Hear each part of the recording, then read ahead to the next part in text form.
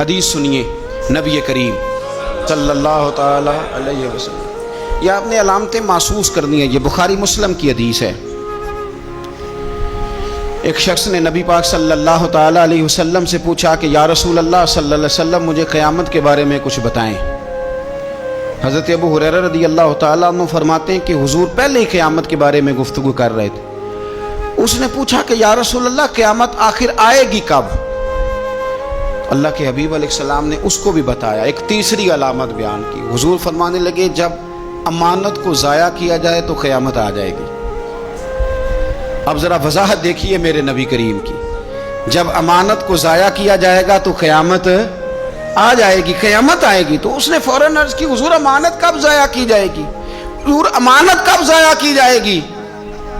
تو نبی پاک صلی اللہ علیہ وسلم نے فرمایا جب امانت نااہل کے سپرد کر دی جائے، جب کرسی پہ وہ بندہ بٹھا دیا جائے جو اس کا اہل نہیں ہے تو قیامت آئے گی.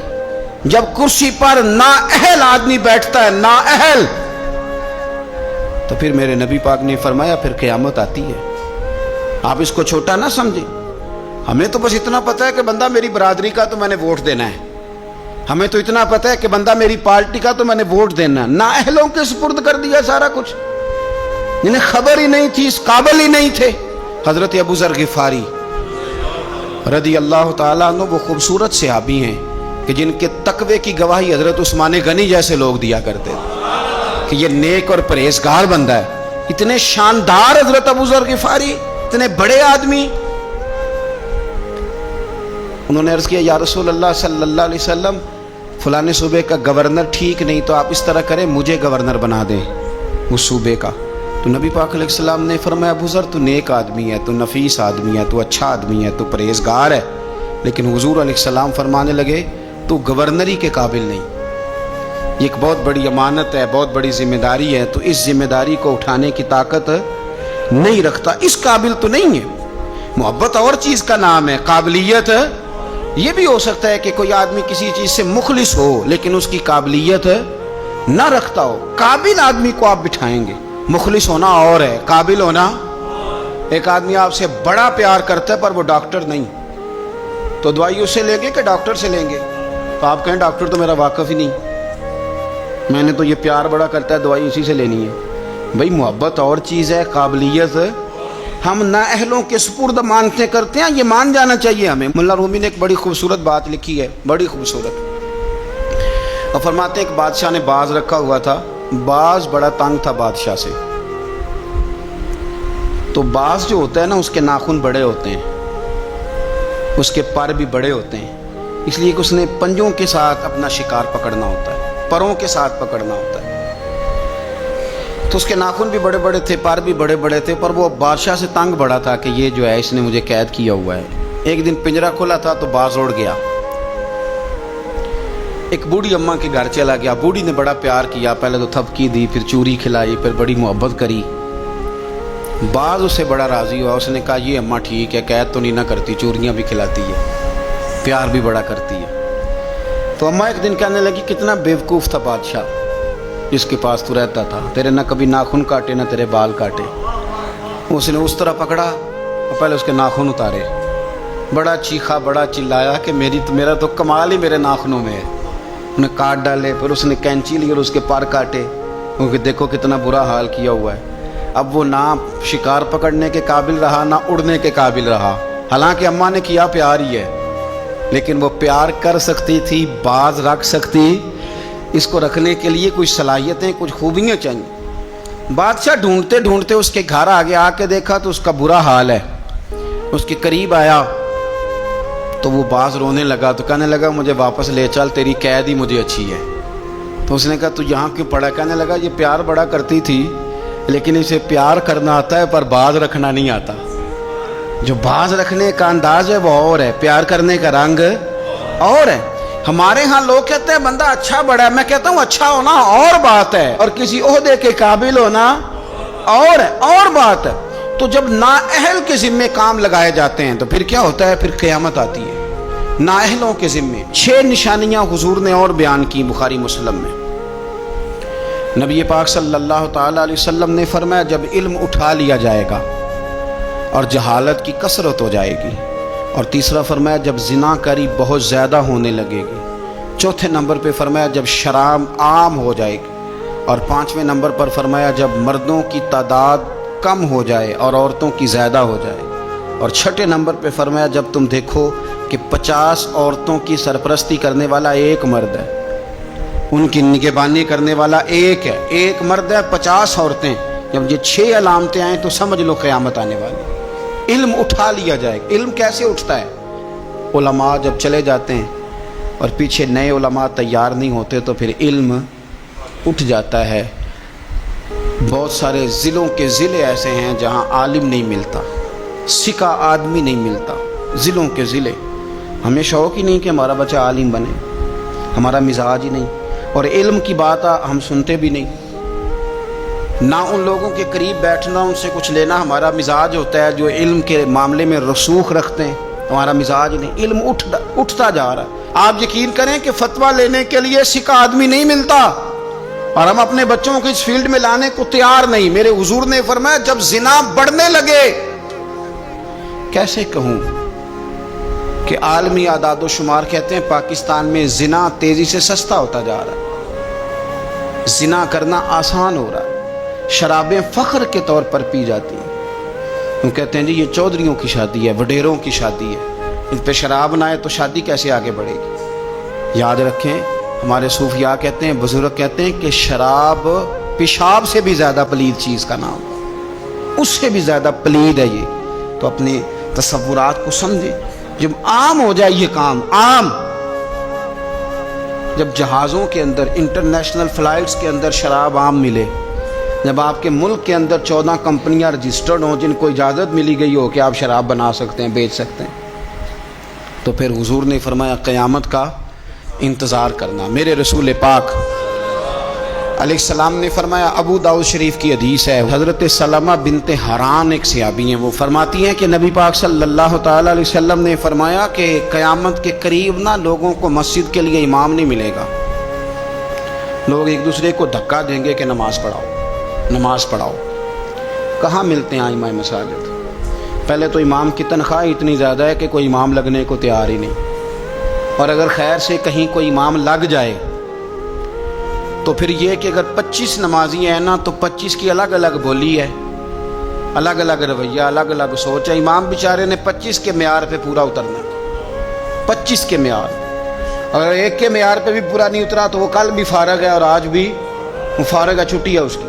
25 بندوں کے معیار پہ آپ نے پورا اترنا ہے۔ ایک کہتا ہے کہ مولوی صاحب صبح فجر کی نماز ہی تو مزیدار ہوتی ہے، تو قرآن شریف زیادہ پڑھا کریں، دل کر رہا ہے سننے کو، کہیں جانا ہے۔ تو دوسرا کہہ رہا ہے حضرت صاحب ڈیوٹی بھی کرنی ہے، مہربانی فرمائیں نماز ذرا چھوٹی پڑھائیں۔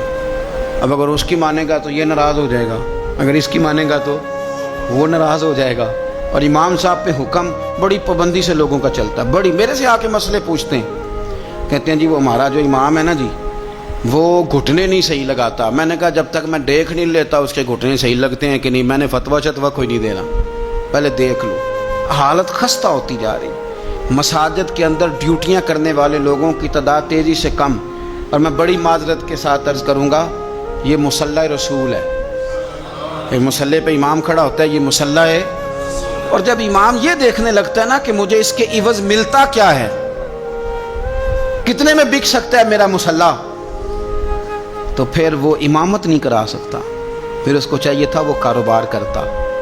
تیرے لیے اتنی تنخواہ بہت زیادہ ہے کہ تجھے مصطفیٰ کا مصلی نصیب ہو گیا، تیرے لیے یہ چھوٹا اعزاز ہے کہ تو وہاں کھڑا ہے جہاں مدینے والے رسول کھڑے ہوا کرتے تھے، اور تو تلاش کرتا پھرتا ہے کہ کہیں 2000 زیادہ ملے تو ادھر چلا جاؤں۔ تو یہ بھی قباحت ہے جس کی وجہ سے لوگوں کو ائمہ مساجد نصیب نہیں ہوں گے۔ یہ قیامت کی نشانی میرے رسول پاک صلی اللہ تعالی علیہ وسلم، دیکھیں حضور نے بیان فرمایا، قیامت کی نشانی حضور نے بیان۔ نبی پاک صلی اللہ تعالی علیہ وآلہ وسلم نے ارشاد فرمایا، حضرت ابو موسیٰ اشعری رضی اللہ تعالیٰ عنہ راوی ہیں، حدیث مشکات میں بھی ہے، ابو داؤد شریف میں بھی ہے۔ نبی پاک علیہ الصلوۃ والسلام فرمانے لگے قیامت کے قریب اس طرح اندھیری رات میں کوئی چیز گرتی ہے، ٹکڑے برستے ہیں تو پتہ نہیں نہ چلتا اندھیرے کی وجہ سے، اس طرح فرمایا تمہاری چھتوں پہ فتنے برسیں گے، فتنے، اور حضور فرماتے ہیں ان فتنوں کے زمانے میں بندہ صبح مومن ہوگا شام کو کافر ہو جائے گا، اور شام کو کافر ہوگا صبح مومن ہو جائے گا، صبح مومن ہوگا شام کو کافر ہو جائے گا، اس کی کیفیت بدلے گی۔ اور حضور علیہ الصلوۃ والسلام فرمانے لگے اس زمانے میں جو آدمی چل رہا ہوگا نا اس سے وہ بندہ بہتر ہوگا جو بیٹھا ہوا ہے، اور حضور فرمانے لگے اس زمانے میں جو آدمی دوڑ رہا ہوگا اس سے وہ بہتر ہوگا جو آہستہ آہستہ چل رہا ہے۔ فتنوں کے زمانے میں فتنے چھتوں پر برسیں گے، بندہ صبح مومن ہوگا شام کو کافر ہوگا، شام کو مومن ہوگا تو صبح کافر ہو جائے، اس تیزی کے ساتھ فتنے برسیں گے کہ ایمان لے جائیں گے۔ اے اللہ ہماری اولادوں کی حفاظت فرما، اللہ ہم کمزور ہیں، فتنوں کے زمانے میں ہمارے ایمان کو محفوظ فرما، اللہ ہمارے حال پہ رحم فرما۔ جو زیادہ جگہوں پہ جاتا ہے نا، دوڑ کے ادھر چلا گیا، دوڑ کے ادھر چلا گیا، اس کا ایمان زیادہ خطرے میں ہے۔ اور جو بیٹھا ہے ایک جگہ جم کے بیٹھا ہے، سکون سے بیٹھا ہے، آج بیماری نہیں لگ گئی، لوگ کہتے ہیں میں نے اس کی بھی تقریر سنی، پھر میں نے اس کی بھی سنی، پھر میں ادھر بھی گیا، الجھ گئے، ختم ہو گئی بات۔ جب تک وہ ایک جگہ جمے ہوئے تھے ان کا ایمان محفوظ تھا۔ یہ میں نہیں کہہ رہا، یہ مدینے والے رسول نے فرمایا ہے، یہ نبی کریم نے فرمایا ہے۔ اور جب تو ادھر بھی گیا، تو ادھر بھی گیا، تو نے اس کی بھی سنی، میں ناقدین کی بھی سنوں گا، میں اس کی بھی سنوں گا، تنقید کرنے والے کی بھی، ہم نہیں کسی کی بھی سنتے۔ ہمیں ڈاکٹر اقبال، علامہ اقبال نے مشورہ دیا تھا، یہ دور ہی نکتہ چیں ہے، کہیں چھپ کے بیٹھ جا، اور جس دل میں تو مکیں ہے وہیں چھپ کے بیٹھ جا۔ میں کہا چپ کر، دائیں بائیں جانے کی ضرورت نہیں۔ اور مرشد دے دروازے اتے محکم لائیے چوکاں، محکم کا معنی پکیاں۔ میاں صاحب کہتے ہیں مرشد دے دروازے اتے محکم لائیے چوکاں، امی نویں نویں نہ یار بنائیے وانگ کمینے لوکاں۔ یہ تو کبھی ادھر نکل جاتا ہے، کبھی ادھر نکل جاتا ہے، تیرا ٹھکانہ ہی کوئی نہیں۔ تجھے تیرے رسول کریم نے فرمایا ہے اگر بچنا ہے تو کہیں جم کے بیٹھ جا، ہاں اگر بچنا ہے تو کہیں جم کے بیٹھ جا، جم کے بیٹھ جا۔ پھر دیکھ تیرے لیے میاں صاحب کہا کرتے تھے، میاں صاحب فرمایا کرتے تھے در مرشد دا چھوڑی نہیں۔ یہ میں کسی پیر کے لیے یا اپنے لیے نہیں پڑھ رہا، یہ آپ سمجھ لیں مرشد کامل کے لیے پڑھ رہا ہوں۔ وہ کہتے تھے در مرشد دا چھوڑی نہیں، نہیں تے ہو جاویں گا روگی، تے جیڑی بکری اجڑوں وچھڑی وہ بگیاڑاں جوگی۔ جیڑی بڑے بڑے بگیاڑ بیٹھے، بڑے بڑی لمبی چوڑی حدیثیں سنا کے باتیں، بڑے بڑے بگیاڑ، تو کسی کے قابو آ جائے گا، تیرے اندر طاقت نہیں بچنے کی، تو بس کر، یہ دور نکتہ چیں ہے، تو کہیں چھپ کے بیٹھ جا، اور جس دل میں تو مکیں ہے وہیں چھپ۔ 23 سال ہو گئے تھے بابا فرید الدین گنج شکر کو خواجہ قطب الدین کے پاس رہتے ہوئے۔ تو ایک شخص، یار اس رنگ کو، یہ ایک مزہ ہے، یہ جو ساری دنیا دیکھنے کا چسکا ہے نا، اور ساری یہ خراب کر دے گا۔ 23 سال ہو گئے تو خواجہ قطب الدین صاحب کی خدمت میں کسی نے، کو بندہ آیا دلی میں، تو اس نے آ کے بابا فرید سے پوچھا فلانے محلے جانا ہے، تو آپ فرمانے لگے مجھے نہیں پتا۔ تو وہ کہنے لگا آپ بھی نئے آئے ہیں؟ فرمایا نہیں 23 سال ہو گئے۔ تو اس نے کہا پھر آپ کو پتہ ہی نہیں؟ تو فرمانے لگے 2 گلیوں کا پتہ ہے، ایک جو مرشد کے گھر جاتی ہے، دوسری جو واپس آتی ہے۔ مرشد دے دروازے اتے محکم لائیے چوکاں، ایویں نویں نویں نہ یار بنائیے وانگ۔ تو اگر فتنوں سے بچنا ہے تو آپ جم کے شریعت پر، دین پر اچھے طریقے، فتنوں سے بچیں، نئی نئی کہانیاں سننے سے بچیں۔ جو نئے لوگ آ جاتے ہیں نا نیا میک اپ کر کے کہ ہم اصل چیز لے کے آئے، اصل نہ بھائی، اصل وہی تھا جو داتا علی اجویری لے کے آئے تھے، اصل وہی ہے جو معین الملت والدین عطائے رسول خواجہ معین الدین چشتی لے کے آئے، اصل وہی ہے جو حضرت بہاءالحق نقشبند بخاری نے بتایا، اصل وہی ہے جو شیخ شہاب الدین سہروردی نے بتایا، اصل وہی ہے جس کی تبلیغ غوث اعظم جیلانی نے فرمائی، جنہوں نے اپنی محبت کے ساتھ لوگوں کو دین کے اندر لا کر کے لوگوں کی روحوں تک مذہب اتارا۔ تو فتنوں کے زمانہ، یہ قرب قیامت کا زمانہ ہوگا، بھانت بھانت کی بولیاں، نئی نئی کہانیاں، ہمیں کیا لگے ان کہانیوں سے، ہم نے تو یہ بات سمجھ لی ہے، یہ بات ہمارے دل میں بیٹھ گئی ہے کہ بعد از خدا بزرگ توئی قصہ مختصر، اس پر جمے رہیں، اس پر قائم رہیں، اسی پر اللہ کی بارگاہ سے خاتمہ بالخیر مانگیں۔